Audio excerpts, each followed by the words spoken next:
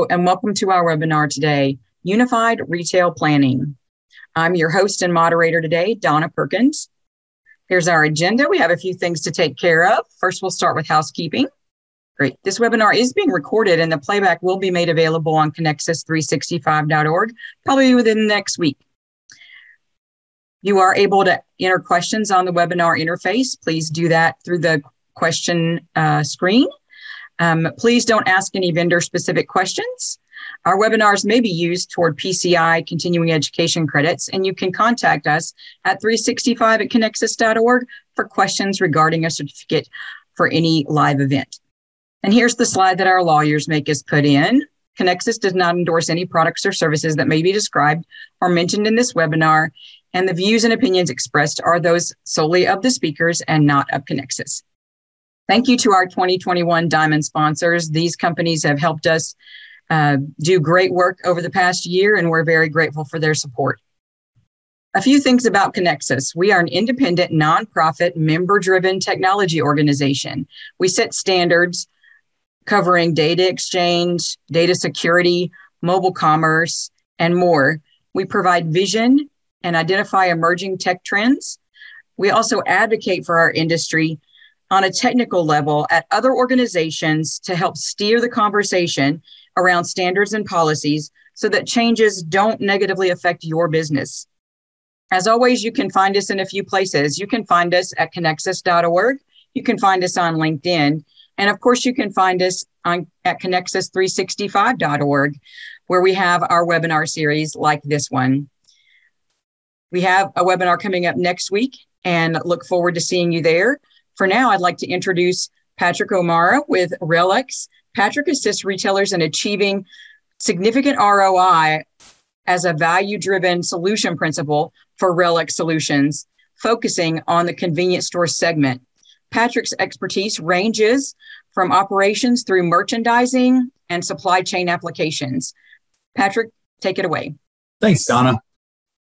Just a quick word about RELX Solutions. We're a retail technology platform that really helps retailers and convenience retailers specifically improve their supply chain visibility and ultimately provide a unified planning platform that's driving everything from forecasting and replenishment to planogramming and workforce optimization.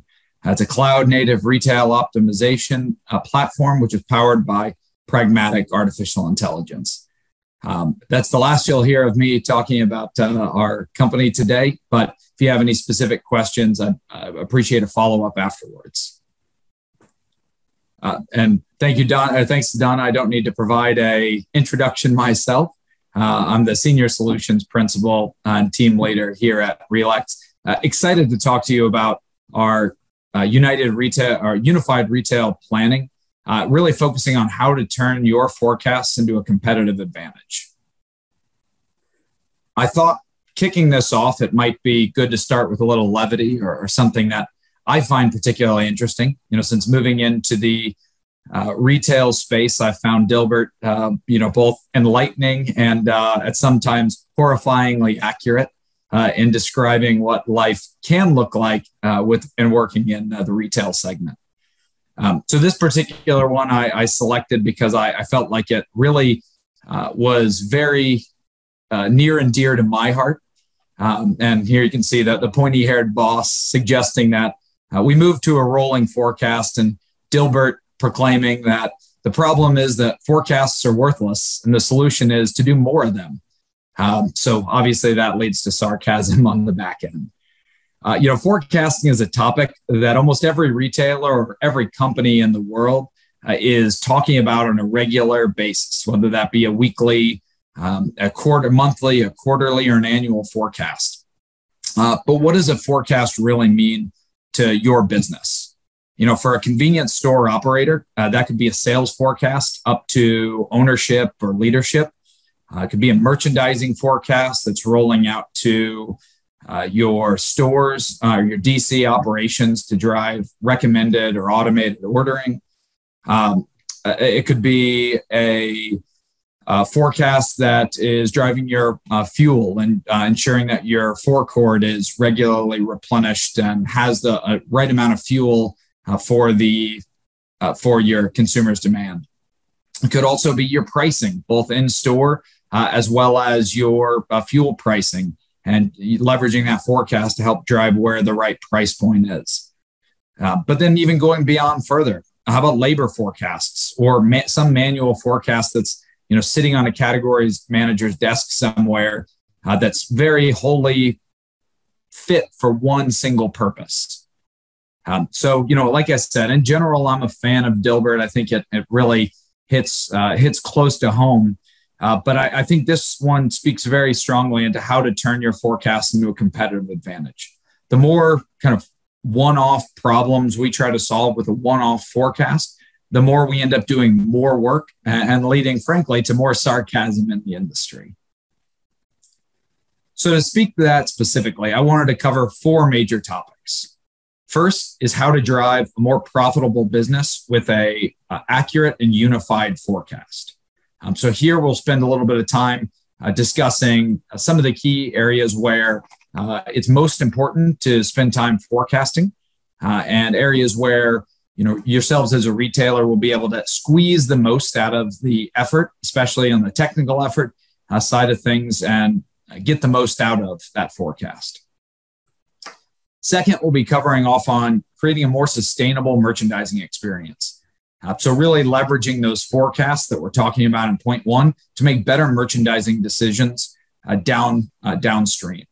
So being able to ultimately communicate with vendors and leverage that forecast to ensure that you've got the right product at the right place.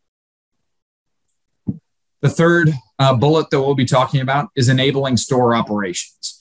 So how do we take that forecast and be able to enable our store operators, the front line of the convenience retail industry, to be able to execute on whatever is being forecast at the central office for their individual stores? And finally, keeping that same theme, how do we use that forecast itself to drive a more efficient operational labor planning process? So being able to really understand what's the right place to include people at a given time. So with that, as a foundation of the kind of 4 areas we're going to be speaking about, I wanted to first start with kind of an infographic about what is a forecast in today's modern selling environment.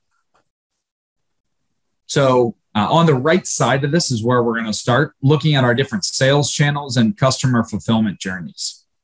So, as old as the convenience industry is, we've had customers coming in store to purchase product along with either a visit to fuel up or a visit for a quick purchase, something very quick and convenient. But in addition to that, convenience stores over the last 10 years or so have began introducing new selling channels that are vital to the industry moving forward. So good examples here are mobile apps where you might be able to order merchandise or be able to order products like pizzas or other food service items that might drive a new margin or new opportunity within the business and ultimately create a tighter connection with your customer. In addition, when looking for opportunities of margin, I know there's some convenience retailers who are focusing on that wholesale model or franchise model where as a distributor to your own stores, you may also distribute to other stores. So understanding the demand between your different customer channels. But it's important when we're looking from a forecast to recognize that those are 3 distinct buying channels and that they shouldn't be treated lumped all together, because an increase in one channel may affect either negatively or positively an increase or decrease in the other channel. So it's important to make sure we're looking at very channel-specific data when considering our forecast. So we ultimately get that raw demand signal from our different sales channels that'll roll through your stores, that'll roll through an order management system, or ultimately will roll through that wholesale or franchisee. But what we don't see here on this infographic is that line stopping at the store, because we want to make sure we're sharing that information up, whether that be to a regional warehouse or in an area where we're seeing more expansion into micro fulfillment centers for quick commerce, but also into suppliers and manufacturers so we can ensure that our vendor community is prepared to support your retail operations or your warehouse and micro fulfillment center operations. So taking into account that raw sales channel, under being able to kind of aggregate the information in the most relevant way, and then sharing it with the channels throughout. And we'll touch more on why that's so critical for the convenience store space, as we kind of advance through this presentation. The other component to start looking at as well is being able to roll up something a little more intricate than a just raw demand forecast. And that's where you start looking at projected orders, whether that be projected orders from the supplier to the DC or from your broadline distribution partner directly to your stores. So being able to roll up that information allows you to create a clearer picture of your demand up to your suppliers, taking into account how you want the shelves to look, future promotions you might want to run, or other broader data that you want to include outside of just a sales forecast. Oftentimes, that demand forecast or sales forecast is also what we want to begin to express to leadership. So that way, as you're looking to commit an S&OP plan or a sales plan to leadership or ownership, having a better picture by channel can create a more robust discussion when we're engaging with leadership about why we're going to sell from where and to whom. So that conversation can be much richer and much more detailed with that granular forecast looking by channel. Finally, it's critical to also understand what that customer fulfillment journey is. Today in the convenience store space, that's almost entirely within the four walls of a convenience store. Somebody coming in to pick up product, somebody coming in to do a quick purchase, whether that be candy bars, cigarettes, bottle of water, bottle of Coke, but being able to walk in and quickly transact. However, we're seeing more and more buyers, especially through the pandemic, or customers through the pandemic, convert and start to look for options to be able to order ahead. And that could be as simple as ordering that pizza ahead or that food service item on a mobile app, or it could be something as complicated as adding, a couple regular merchandise items, Coke, a Coke, 2 candy bars, and that pizza. Be able to aggregate those up, order ahead, so that way it's already fulfilled for them and they just need to pick it up. In addition, convenience store retailers over the last decade have really experimented with partnering with third parties, whether that be a big general merchandise retailer or an all pure play online player to provide lockers or other pickup locations just based on the convenience that the stores already provide. Even that kind of information being fed back into your systems on that customer fulfillment journey can be very important in helping you understand what is the right change to factor for on the forecast. So for example, if you introduce a new locker system outside of your store where, a certain large online only retailer is depositing goods, that's going to have a material impact back into your forecast. So understanding what that customer fulfillment journey is, both on your products and your partners' products, is really important to be able to feed back into that demand forecast and understand where your sales are going to come from and which customers are going to be buying.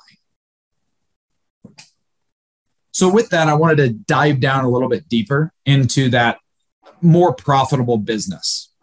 So, ultimately, a forecast is relatively worthless unless you do something with it. I think we all understand that it's just a number that kicks out. No matter how accurate it is, it's important to be able to convert that forecast into an actionable list or action set.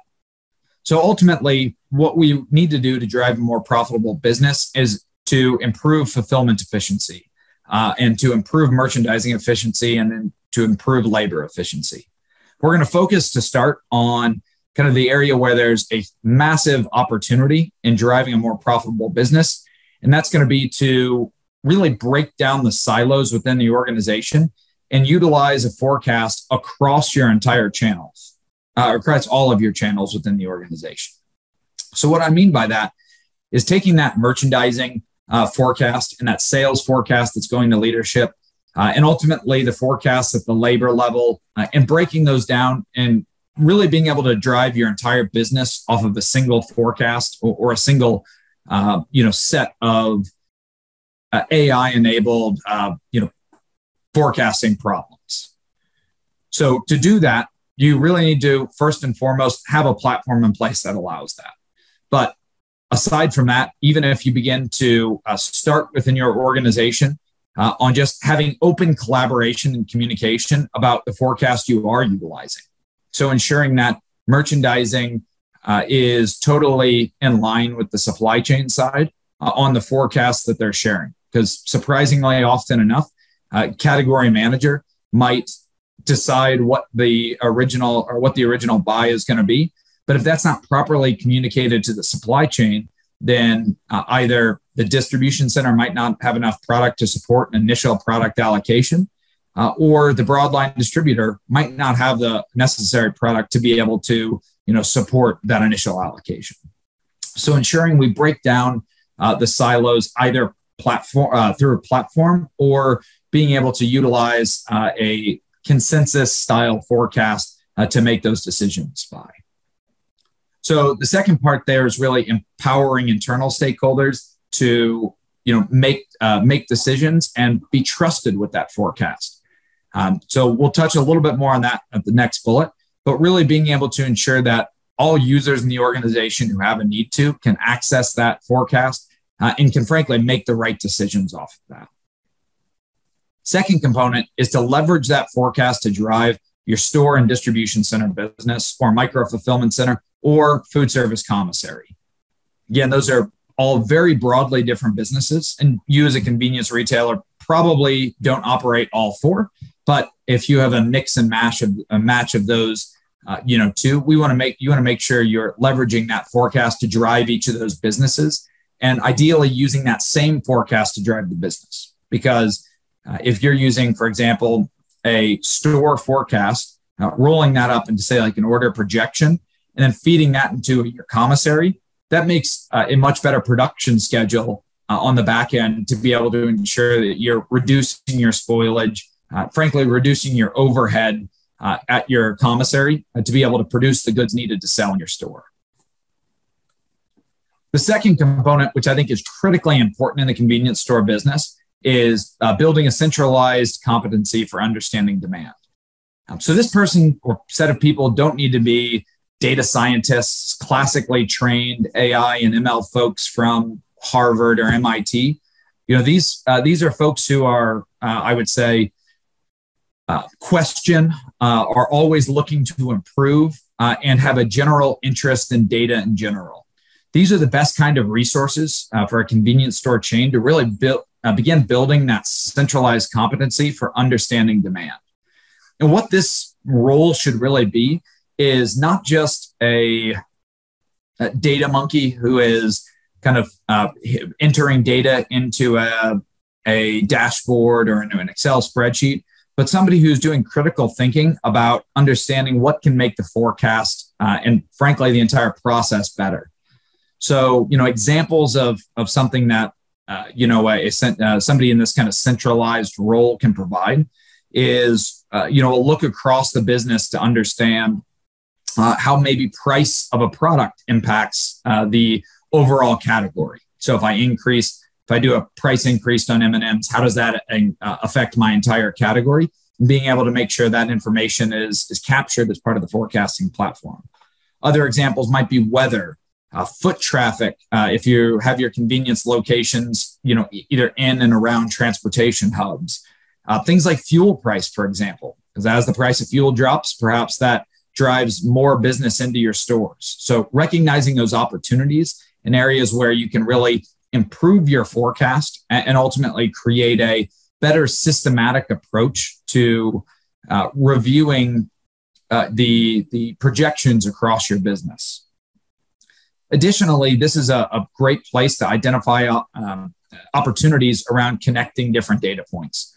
So a great example here is the classic problem of promo pack cigarettes in convenience retail, where where one brand receives $1 off pack, where it's a different UPC, and you're going to start to, and while you have product available on that, you're going to see your demand skyrocket on that SKU or that UPC.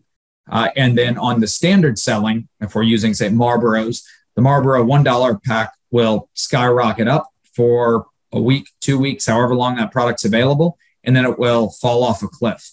Whereas you'll see the inverse relationship on the regular pack, where it's normally one of your best sellers and then it falls off a cliff and then picks back up once the sales of the $1 off packs come back into play. So one challenge I've seen regularly in convenience retail is connecting those different items to be able to effectively drive the replenishment of goods throughout your supply chain while we're working through those promotions. So this is a great kind of role where you can have somebody who can identify and make those connections so you can feed into the forecast and be planning ahead on that, as opposed to being very reactionary and ultimately requiring the store to very manually cover and order their cigarettes or the distribution center to manage that cigarette purchasing. The final piece here is maybe the part that's most often forgot or maybe most often actively ignored, is enabling supplier collaboration. So we, especially in the times of COVID, have kind of fallen into the trap where we are constantly blaming our vendors for not being able to get us product. And certainly there's some of that just-in-time nature that's been built into retail and specifically convenience retail. But this is an area where convenience retailers can significantly improve, is really sharing what their anticipated demand is quite a ways out to be able to ensure that product will be available for them. This is something we've seen in other verticals where that collaboration is much tighter, and because of that, they're almost become kind of first in line to commit some of that key product, which has been obviously really critical over the last 18 months. So this is an area where I would encourage you also to look into either a platform or a process change that allows you to share your forecasts up through your supply chain, not only on, say, like new items that are being produced, but items that you're planning on running a promotion on, or items that perhaps you're doing bulk buys on, things like rock salt, windshield wiper fluid, as you're moving into broad seasons. So I would encourage you to look at these kind of three bullets and really helping driving that fulfillment efficiency and really creating a sustainable platform that's going to allow you to succeed, moving forward. The second kind of major tentpole that I wanted to make sure we covered off on was really to create a sustainable merchandising experience.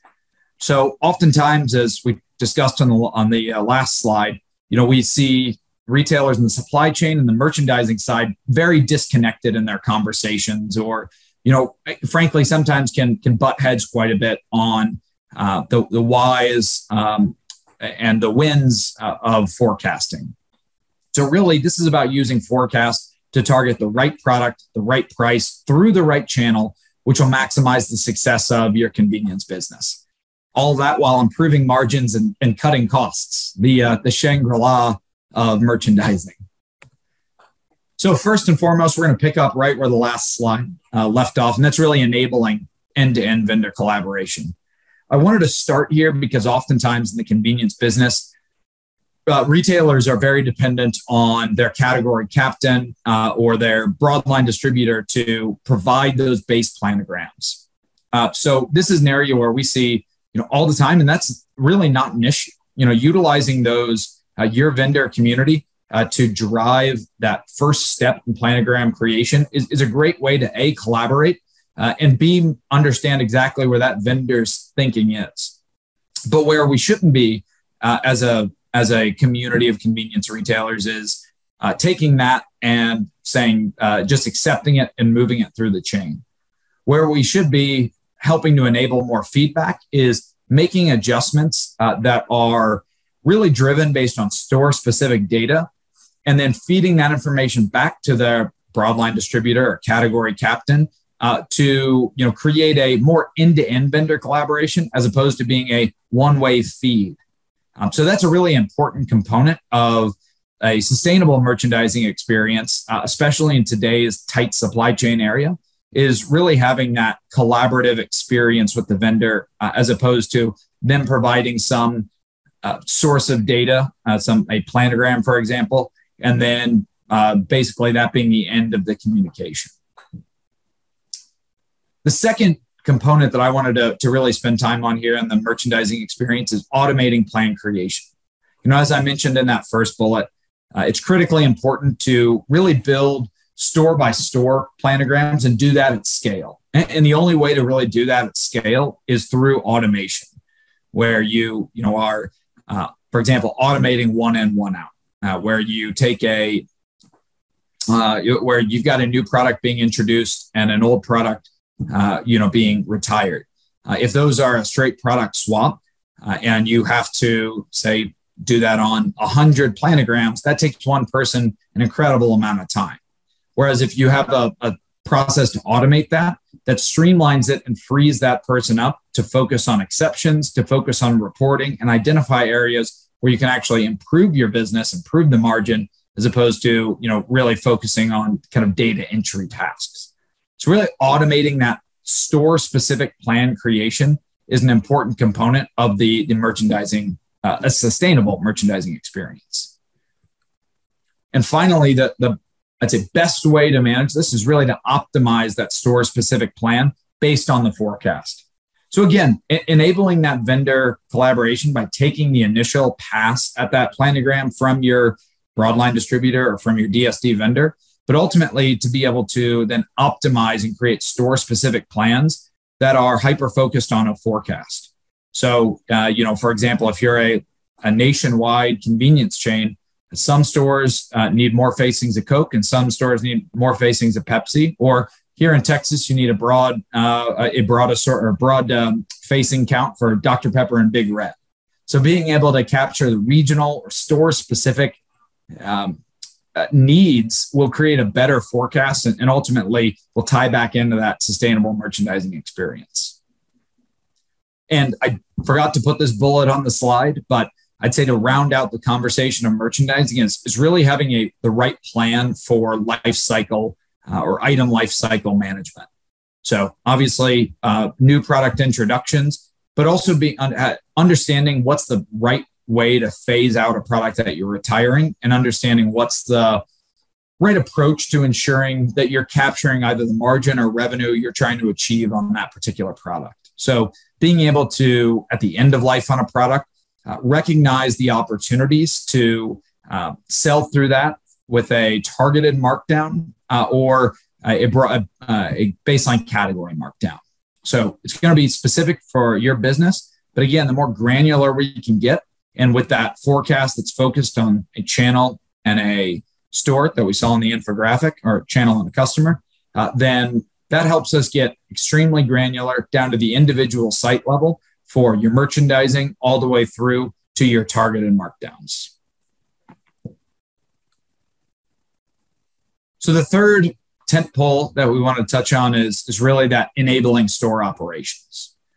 So first and foremost, as we get into this, we've obviously have that central capacity to create a better forecast, have that competency at the central office that's going to drive a better understanding and a better creation of that forecast. But in convenience retail, it's a simple fact of life that the stores generally have involvement in basically the end-to-end process. They are the business owner who is interacting with the customer on a daily basis. So we need to be enabling them to be better at their jobs, especially in a tight labor market. So first and foremost is streamlining process review. So being able to understand what are the key processes that happen in a store outside of ensuring that you've got somebody at the register that are critical throughout a week. So by example, that could be an order review, again, either from your distribution center or through your broadline distribution partner or DSD vendors.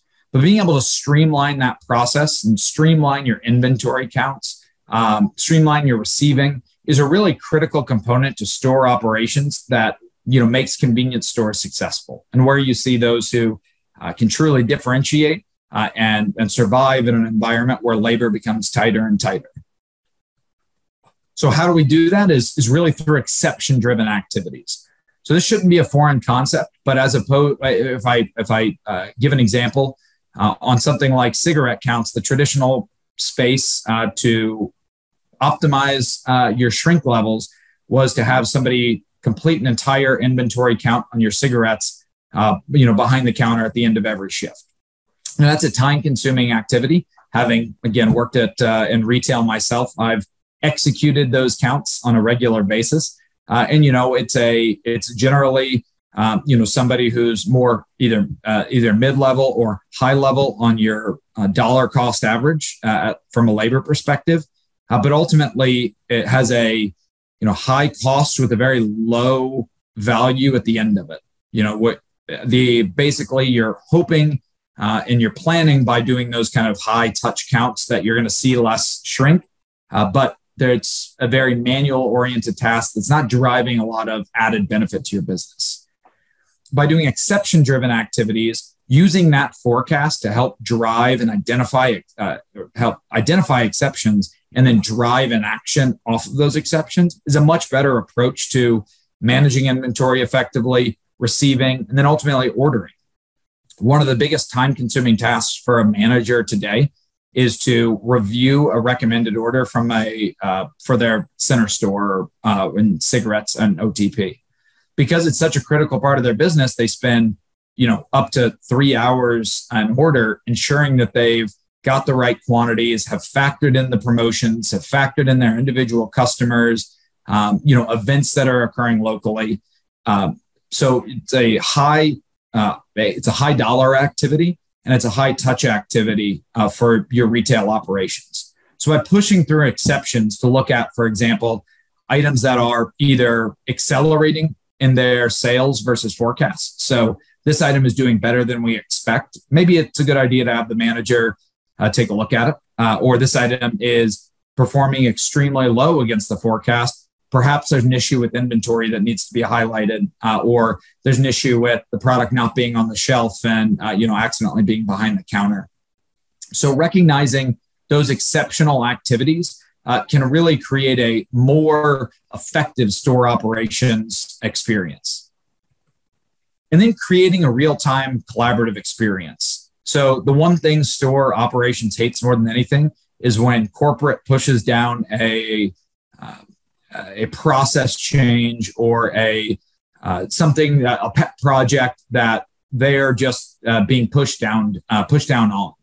So creating a collaborative experience where the stores are able to provide feedback on exceptions, provide feedbacks on planogram changes, on floor planning changes, on counts, really on any type of activity, creates a much more all in this together feel, where the stores really are participating in the corporate initiatives as opposed to being having those initiatives pushed down on them. So really creating an easy to use collaborative experience is critical for success. Again, as labor gets tight, and we need to ensure that communication times are short and we're implementing correctly the projects that are being determined by the central office. So I think this is, again, just kind of wrapping this, was that using that forecast to drive exception-based process and collaboration back through, including collaboration on improving the forecast by feeding local events that somebody centrally might not have access to, is a really critical part to drive user acceptance at the store and ultimately create a more cohesive operations experience for you as a retailer. Finally, I suppose is kind of looping that in is utilizing the localized experience. So feeding in those local store events, local community events that are really helping to drive that forecast, creates a better platform and a jumping off point for you as a convenience retailer. The final major topic I wanted to talk about was using a forecast to drive an efficient labor planning process. So again, labor is really scarce. I'm sure that that's something you're acutely aware of, especially in specific markets. So by understanding what the raw demand is through the channel, plus the other tasks like receiving or counting that might not be captured in a forecast, but understanding where that true need is allows you to help plan to that need and avoid some of those labor scarcities. There's no magic bullet to be able to go out and create 30 new applicants in your region.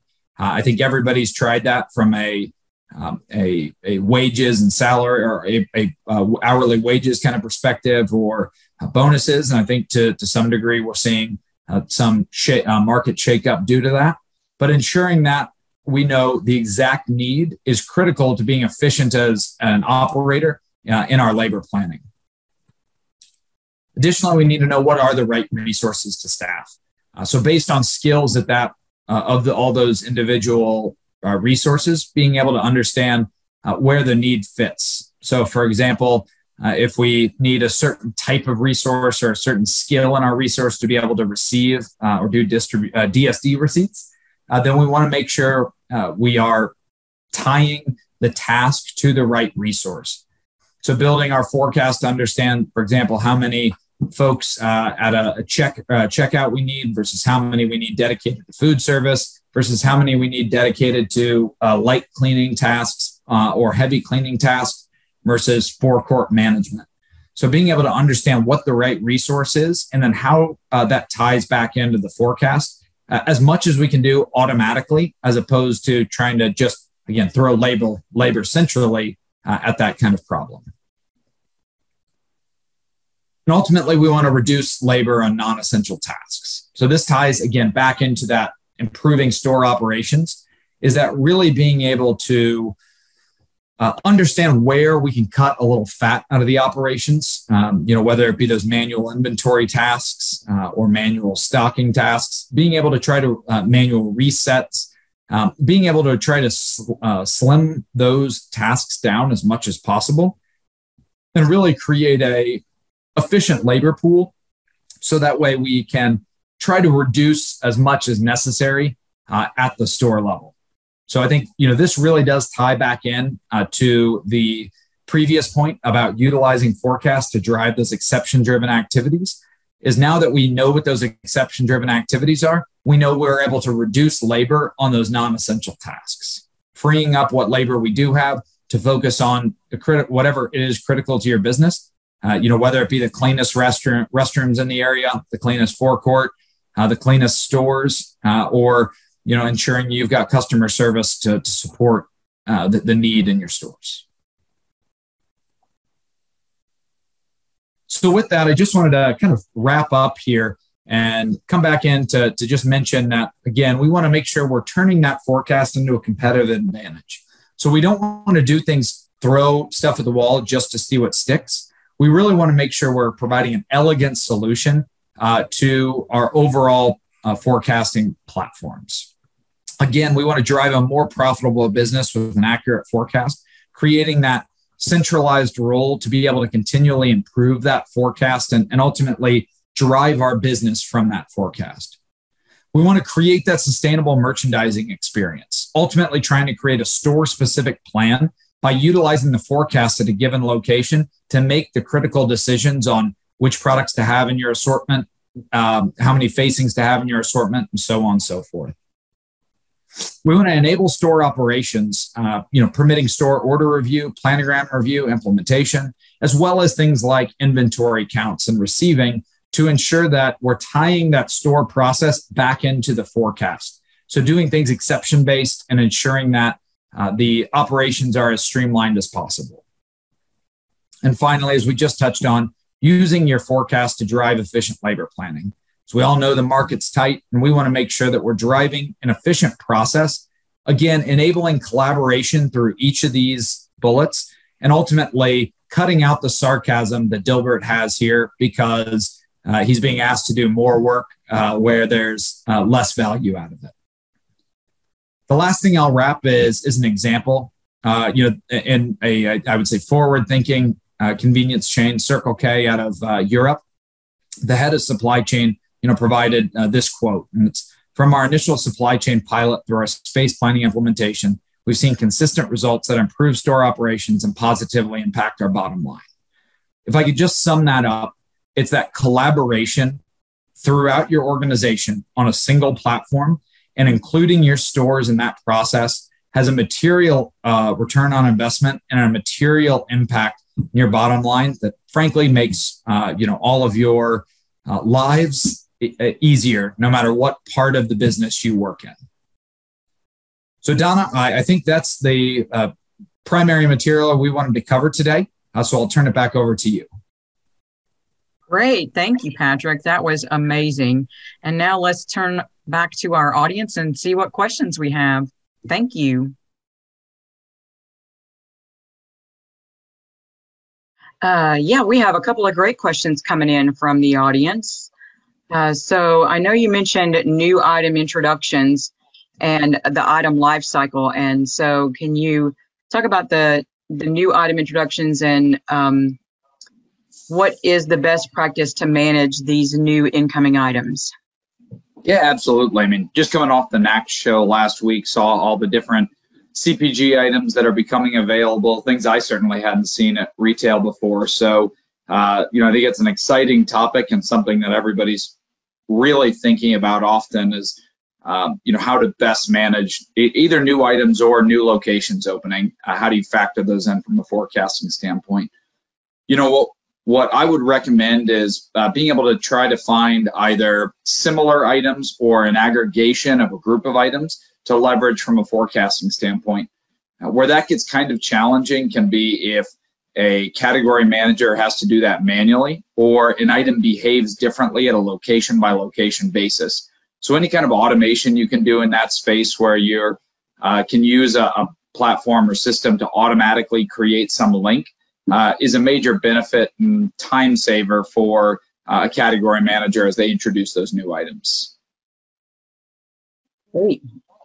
All right. And so another question that came in from the audience, how should a C-store operator best engage or collaborate with such high turnover rates at the stores now? Yeah, it's a major challenge, right, with COVID, but really even before COVID in the convenience store industry, labor turnover is just a topic that we live with every day. So really it's the KISS methodology, right? The keep it simple, SMARTY, that we really need to focus on trying to make things as easy as possible. So I think that really ties back into the overall theme of having the right resources at the store at a given time, and then doing things in a very exception-driven manner, so that way a store employee can focus very easily on their task. The last part that I'd leave there is making sure it's very easy to do. So the more complicated, the more steps we put in place, it makes it more challenging to onboard new resources, to transfer people between locations as processes may change. So recommend making it easy, making it exception driven, and try to have the right resources available where possible. Absolutely. Thank you for that. All right. And I know that you talked a little bit about labor being driven by forecasts. And can you speak to how good forecasting can make the labor that you do have showing up more efficient? Yeah, absolutely. So, a component of that is also tying the right skill set of each member of the team to the tasks that need to be achieved. So not expecting somebody who has no experience in working the register to come in and work the register, or not expecting somebody who has never taken in a DSD shipment to be able to do a receipt the day when Coke or Pepsi shows up. So making sure we're forecasting the need and then tying the need to resources to have the skill set that is required is a great way to make that process more efficient, ultimately kind of streamlining the entire labor issue that occurs at retail. Right. I think that's a critical point. I think especially when a retailer is in a critical situation with labor, it's it's tempting to just, say anybody, just any human will do. But really, if we look at humans as resources and adequately use their skills, then we end up, they're happier and we're happier. Everyone's happier. It's very frustrating to be the employee who comes in and you're asked to do something you've never done before and you're expected to be excellent at it. So I think that is a critical thing for the retailer and for the employees. I think everyone will be happier. Yeah, just carrying that thought, another area where the forecast can really be used is help to understand where your gaps and skills are, to see your different forecasts moving forward, where you might have gaps in capabilities, and where you might need to upskill your current labor force or try to find other labor to help augment, whether that be shifting from another regional store, another local store, or to try to maintain labor retention for resources that have high skills. Right. And for moving to forecasting, how much item sales history do you need to have a solid seasonal forecast? So moving from spring to summer or winter to spring, how much history does that require to really build that into your forecast? Sure. So it's a question that comes up all the time. It's something that's really common, is trying to understand what that history needs to be. And generally, I'd say 3 years gives you a good history, but as much as you can get is what's needed. The beauty of using different forecasting techniques for different items allows retailers to be able to attack different problems with different problem solving sets. So, for example, if you only have a year's history on a given product, but on another product in the category, you have more history, 3 years, 5 years, whatever it may be. Being able to leverage that hierarchical model allows us to take a category level seasonal trend and apply it on a given item. So there's some flexibility there, actually, that not every item necessarily needs to have the same level of data. For example, if you just introduced a product a year ago, there's no way you could have 3 years of history. But being able to borrow from one to another to make the entire data set better is really a key aspect of common forecasting platforms. Right. That's excellent.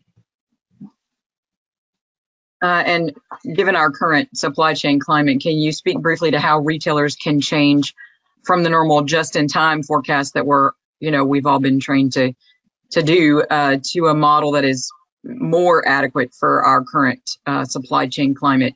Is it enough to just have a backup vendor option, or what do retailers need to do to kind of overcome the current climate? Sure. Like 18 months ago, nobody would have asked that question, right? I mean, exactly. Question was, how do I slim inventory out as much as possible and get by, because I know it's always right around the corner. I'd say, again, this is very variable based on the product level and ultimately where that product is coming from. So if it's a localized vendor that is within the state or is production within the state, it may be something where you're still able to maintain that model of a just-in-time.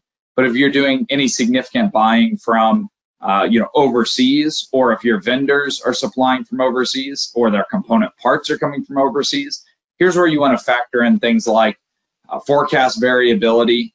At this point, we've got 18 months of history on the vendor availability. So being able to factor that kind of data into safety stock, because if a vendor on a given item only is able to deliver 50% of the time when you order, we can factor in to make sure when they can deliver that we want to order enough safety stock to provide coverage for the times they can't. So it's a touchy subject in the convenience store space because stores naturally are very small.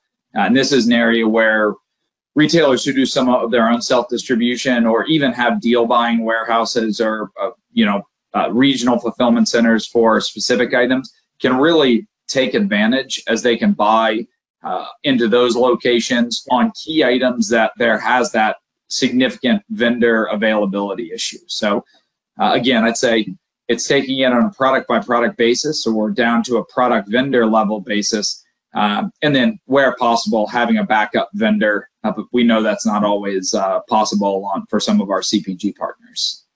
Right, right. And then another one from the audience, where should I source data from on external events that may affect the forecast?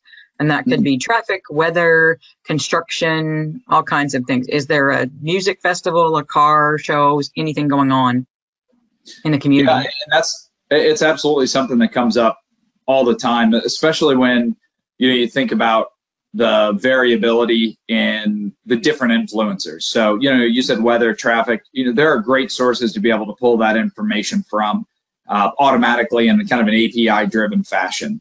Other information like concert calendars or football schedules, can be sourced easily online and, could be loaded into a modern forecasting platform, typically in either an API or kind of a flat file or Excel-driven format. Additional information that you might want to think about is, especially if you operate convenience at like travel hubs, is things like footfall, or anticipated takeoff. So if you're operating near an airport or a train station, on days when there's going to be high travel, you might see a higher foot count in your store. That information is generally either available internally, like that a foot count might be able to be, externally, like weather, or maybe even sourced hyper locally. And this is where collaboration with the store comes back in, is getting a store manager's individual feedback that some localized event is occurring in their neck of the woods, and being able to then factor that into the forecast. So really taking it from external sources where available, and they're becoming more and more available, the different as we move to really more API-driven platforms.